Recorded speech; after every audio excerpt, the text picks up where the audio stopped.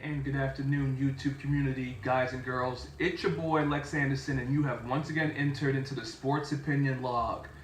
So, usually I'm here on Thursdays talking about the predictions for the week, but thanks to my class scheduling, we're just going to drop these predictions right here, right now.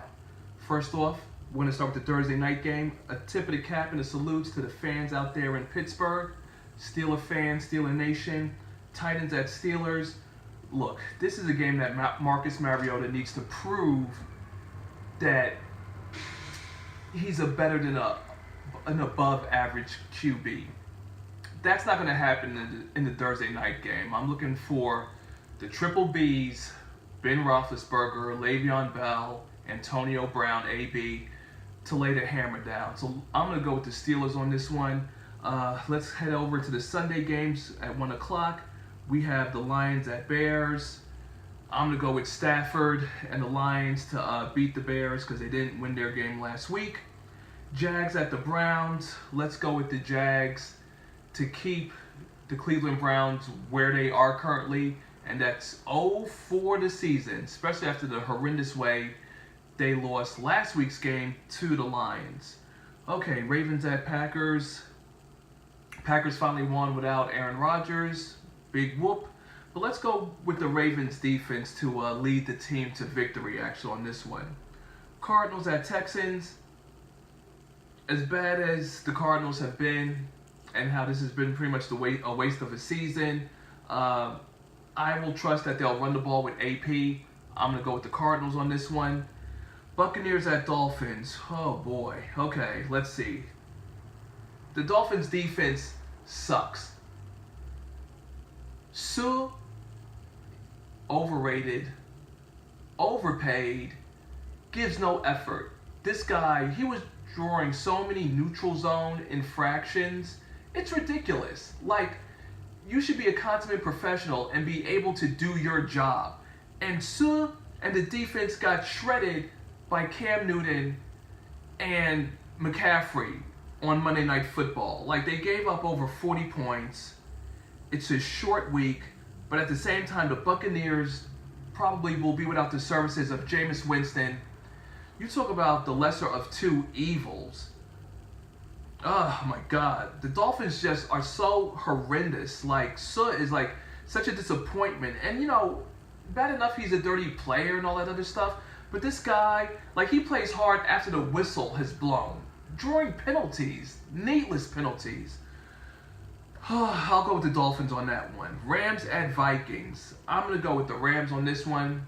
The greatest show on turf is on the road. And right now, the Vikings, they have QB issues. They don't really have a QB issue because Casey Keenum's been holding it down in the absence of Teddy Bridgewater. But now that he's back, there's talks of Keenum going back to the bench.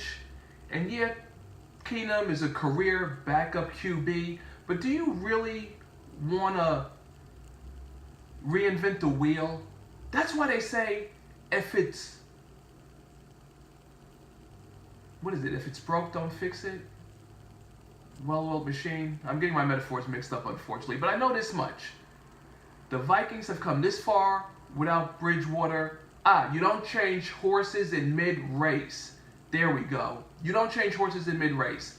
Bridgewater hasn't played since his horrific knee injury in 2015. You do not give this guy the captain's position to lead your team.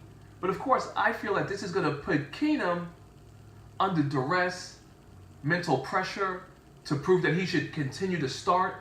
And I think the Rams defense is going to pick him apart. Let's go with the Rams on this one, folks. Chiefs at Giants.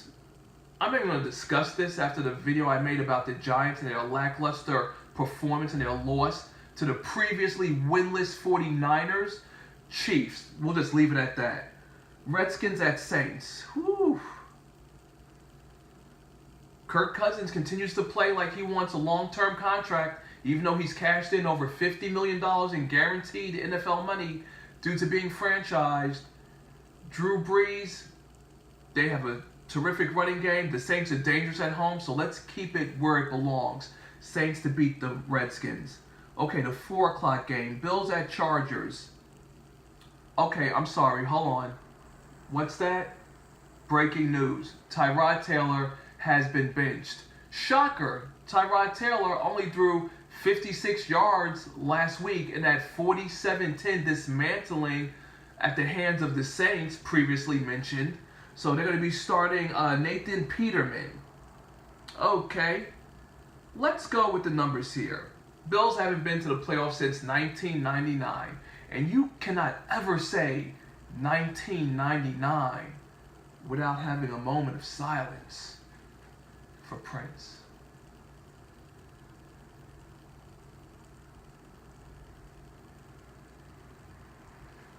So there's been no parties in Buffalo, at least playoff parties.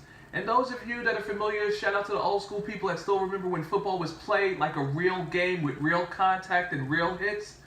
Remember when the Bills of yesteryear went to 4 straight Super Bowls and walked away with absolutely 0? And didn't the Bills also trade away their star wide receiver? So now you're mad that Tyrod Taylor isn't all that he's cracked up to be, but we know he is who we thought he was. And that's a below average, mediocre quarterback who could throw on the run pretty well. But game-winning drives isn't exactly his forte. So, there you have it. The Bills haven't contended in years, which is one of the reasons why Brady owns the AFC East. So, too little too late. Let's just go ahead for the Chargers to maybe finally get a decent win against the Bills, who I will now label #Team Turmoil. Last week, the Giants wore that hat, and they came through. Okay, the upset game of the week. Bengals at the Broncos. Whew. I'm going to make this the upset game of the week because even though the Broncos average 3 to 4 turnovers a game, I'm going to go with the Broncos to beat the Bengals because I just don't trust Andy Dalton. He's whack. So let's see if the Broncos can hold me down on this one. Patriots at Raiders. I'm going to go with the Patriots. Tom Terrific is going to work his usual magic across the field and come out with a W. Sunday Night Football, Eagles at Cowboys.